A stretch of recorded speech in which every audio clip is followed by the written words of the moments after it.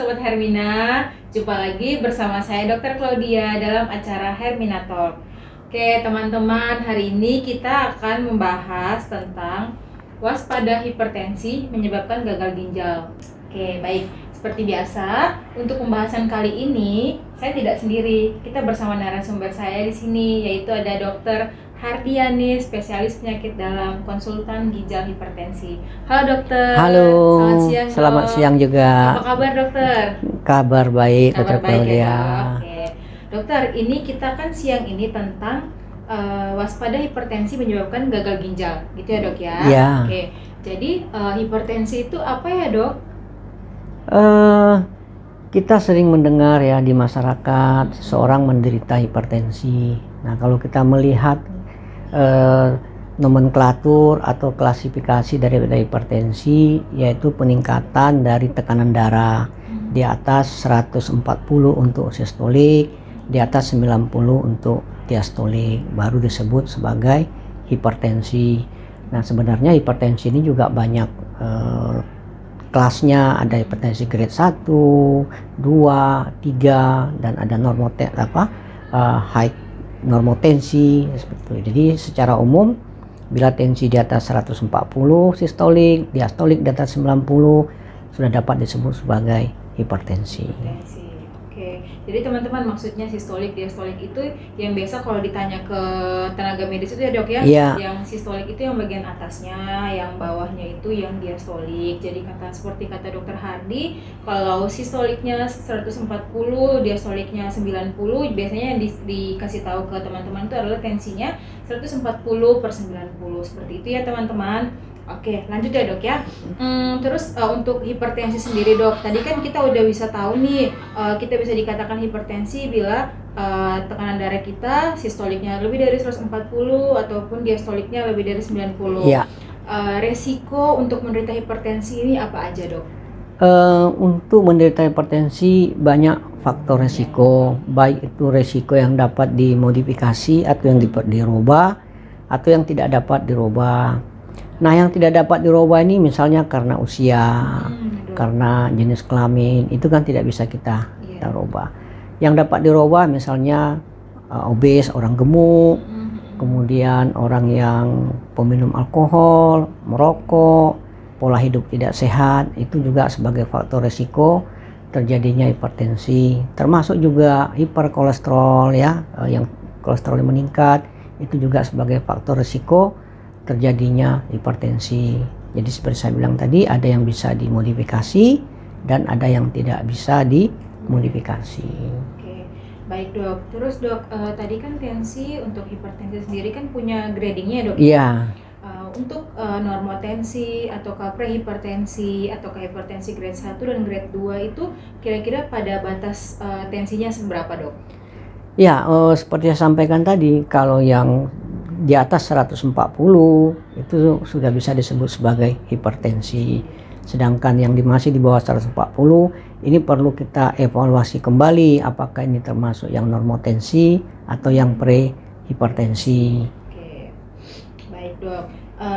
Jika misalnya nih dok, seseorang dia datang ke tempat fasilitas kesehatan dok, kemudian tensinya pada saat itu 140/90 dok.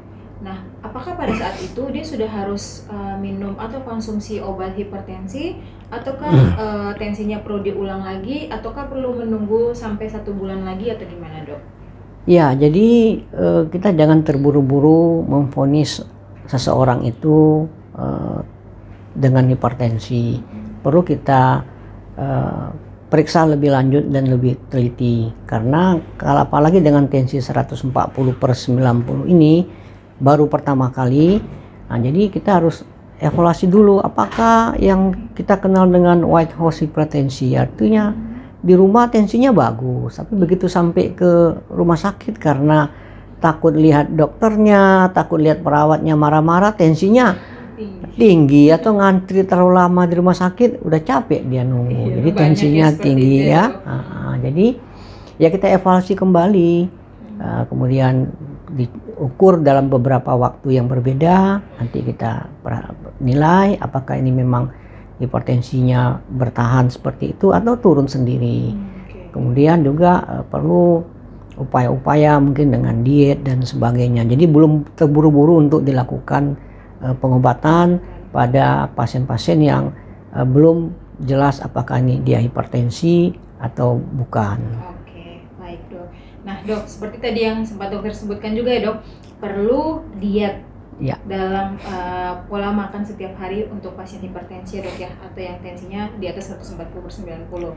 Nah untuk dietnya sendiri tuh dok, jadi kan diet itu kan makanan apa saja yang kira-kira perlu kita konsumsi dan makanan apa saja yang kira-kira perlu kita hindari dok?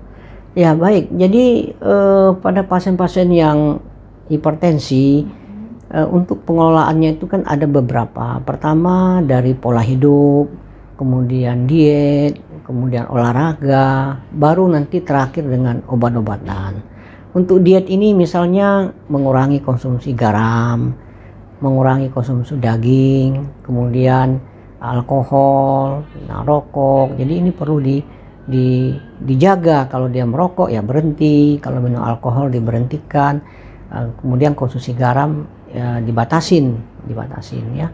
Nah, mungkin demikian itu. Demikian dok ya. Jadi kalau makanan-makanan tinggi garam itu yang perlu dibatasin ya dok ya. Iya. Jadi kalau misalnya pasiennya suka nih makan yang asin-asin, ataukah dia suka kayak fast food misalnya kentang goreng gitu dok, kan yang gurih-gurih banyak micinnya, itu ya dok yang harus dihindari harus dok, dikurangin. Oke. Ya. Kalau misal daging-dagingan dok, apakah daging merah yang perlu dikurangin, ataukah misalnya yang salmon, tuna gitu yang perlu dibanyakin, ataukah gimana dok? Secara umum daging-daging kan kalau konsumsi kan banyak pengolahannya ya, kan menggunakan bumbu dan terutama itu banyak garam, otomatis harus dikurangin ya, konsumsi daging dan sebagainya. Oke dok, terus dokter, bagaimana jadi dok, hipertensi ini kan dia penyakit menahun. Dan kemudian dia itu kalau misalnya seseorang sudah diagnosa hipertensi, dia sudah sampai dengan dapat terapi, itu kan terapinya kita perlu minum rutin ya dok ya? Iya. Nah kemudian tapi kan untuk minum rutin obat setiap hari tanpa ada keluhan itu biasanya orang jarang mau ya dok ya? Iya. Karena mikir, saya kan nggak ada keluhan, nanti aja pas ada keluhan baru saya minum gitu dok ya. Kira-kira kalau seperti itu berpengaruh nggak dok misalnya ke organ-organ tubuh kita, seperti yang teman-teman di rumah juga biasanya nih dok, banyak kan dok ya yang sering nanya ke kita tuh, saya takut kalau misalnya konsumsi obat rutin setiap hari nanti pengaruh ke ginjal, apakah benar atau enggak dok? Ya, jadi ini memang sering kita dapatin pada pasien-pasien kita yang menderita darah tinggi tetapi tanpa keluhan, sehingga pasiennya kadang-kadang lalai, dalam hal ini lupa untuk mengkonsumsi obat karena merasa saya nggak ada keluhan kok. Iya dok, banyak banget. Banyak itu. Nah itu yang perlu kita berikan penjelasan, edukasi kepada pasien-pasien kita bahwasanya walaupun tambah keluhan, tapi kalau tensinya tinggi itu harus diturunkan sesuai dengan target yang ditentukan. Untuk itu hanya dapat dicapai dengan meminum obat anti hipertensi.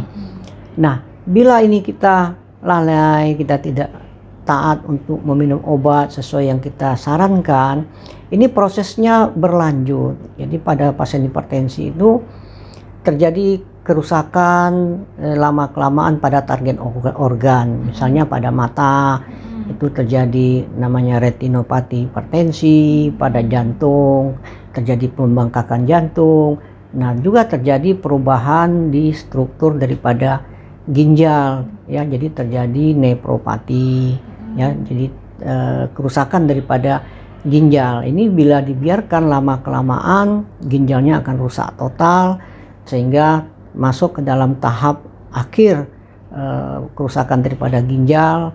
Nah, ini akan tentu menyebabkan dibutuhkan tindakan yang disebut dengan terapi pengganti ginjal yang sekarang keren kita sering dengar di masyarakat, yaitu cuci darah. Nah, oleh karena itu kita menghimbau untuk selalu kontrol tensinya, kemudian meminum obat hipertensi secara teratur sehingga target daripada hipertensi itu dapat kita capai, sehingga proses kerusakan daripada target organ ini bisa kita hambat atau kita perlama. Mungkin demikian. Oke, baik teman-teman. Tadi seperti yang sudah disebutkan oleh Dokter Hardy, ternyata banyak ya faktor resiko kalau misalnya teman-teman dengan riwayat hipertensi, misalnya punya riwayat darah tinggi, kemudian tidak rutin mengkonsumsi obat-obatnya ya dok ya. Iya. Salah satunya itu yang ditekankan di sini yaitu tentang gagal ginjal, gitu ya dok. Iya. Oke. Nah dok, kalau gagal ginjal ini kan pasti teman-teman di rumah mungkin masih rada bingung ya dok ya. Ya. Kira-kira gejalanya seperti apa dok untuk gagal ginjal? Untuk pasien-pasien yang sudah mengalami gagal ginjal itu gejalanya bervariasi, tergantung daripada tahap daripada atau stadium daripada gagal ginjal tersebut. Kalau mungkin baru stadium 1, stadium 2, mungkin tidak ada keluhan. Ya, tapi kalau ini berlanjut masuk stadium 4 atau 5, keluhan yang umumnya kita jumpai bisa mual, muntah, sesak, kemudian gatal-gatal, sampai bisa terjadi kejang dan penurunan daripada kesadaran. Sampai separah itu ya? Sampai separah itu. Oke. Nah dok, kalau misalnya pasien sudah sampai dengan menunjukkan gejala yang separah itu, apakah itu udah harus wajib dilakukan gagal ginjal? Cuci darah dok? Ya baik. Jadi kalau seorang pasien itu sudah mengalami yang kita sebut dengan gagal ginjal kronis, sudah berada di tahap 5 atau tahap akhir, itu tidak ada solusi lain karena ginjalnya tidak berfungsi sama sekali, sehingga peran ginjal ini seperti mengatur keseimbangan asam basa, mengeluarkan cairan, membuang toksik-toksik dari dalam tubuh tidak berfungsi. Jadi solusinya harus memang dilakukan namanya terapi pengganti ginjal. Dalam hal ini bisa dalam bentuk cuci darah dengan mesin, bisa dengan menggunakan cairan lewat dinding perut, ataupun dengan melakukan cangkok ginjal atau transplantasi ginjal. Nah, tetapi pada saat kondisi pasien pertama kali ini biasanya kan tidak stabil. Makanya tindakan yang paling cepat yang dapat kita lakukan adalah dengan tindakan dialisis yang sekarang kita kenal atau dikenal dengan cuci darah. Oke, baik dok. Nah, jadi tindakan yang pertama ya dok ya, kayaknya cuci darah ini life saving ya dok ya? Life saving ya. Oke, nah untuk tindakan cuci darah ini sendiri dok, dia sebagai life saving, apakah dia punya efek samping yang akan ditimbulkan dok? Ya tentu setiap tindakan yang dilakukan tentu ada yang dampak yang memberi nilai positif, tentu ada dampak yang memberi nilai negatif. Tetapi dengan penanganan yang baik, dengan ditangani oleh konsultan bagian ginjal, tentu dampak-dampak itu dapat kita atasi dengan baik. Ya, misalnya pasien cuci darah itu bisa terjadi tekanan darahnya meningkat atau tekanan darahnya turun. Kemudian juga pasien yang menjalani cuci darah juga bisa terjadi anemi yang kita kenal kekurangan darah. Tapi semua itu dengan ditangani oleh tim yang profesional, semua itu dapat kita tangani dengan sebaik mungkin. Oke, baik. Oke. Jadi teman-teman, cuci darah itu minimal seminggu 2 sampai dengan 3 kali ya teman-teman. Oke, kemudian cuci darah itu bisa aja tidak seumur hidup, tapi pada yang punya sakit gagal ginjal kronis atau didasari oleh penyakit kronis biasanya itu seumur hidup ya. Oke dokter, baik, terima kasih atas waktunya. Saya langsung tutup aja dok ya. Nah oke teman-teman, kalau misalnya teman-teman masih pengen bertanya lagi nih, pengen mencari tahu soal hipertensi ini kayak gimana, kemudian cuci darah ini seperti apa, teman-teman boleh aja langsung ke kita ya, ke Rumah Sakit Hermina Atmogot.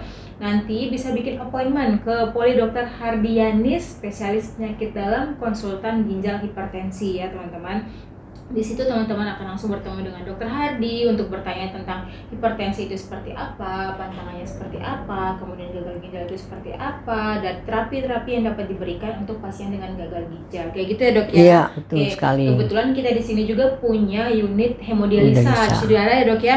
Ada 23 bed, kita punya banyak pasien-pasien kita juga udah usia lanjut semua, kayak gitu. Jadi kalau misalnya teman-teman masih ragu, boleh nanti kalau misalnya masih pengen bertanya nih, chat aja atau kirim aja inbox di Instagram kita, atau kalau udah ada waktunya, udah yakin kayak pengen banget cari tahu langsung dengan ahlinya, boleh langsung datang ke Rumah Sakit Hermina Daan Mogot untuk bertemu dengan Dr. Hardianis.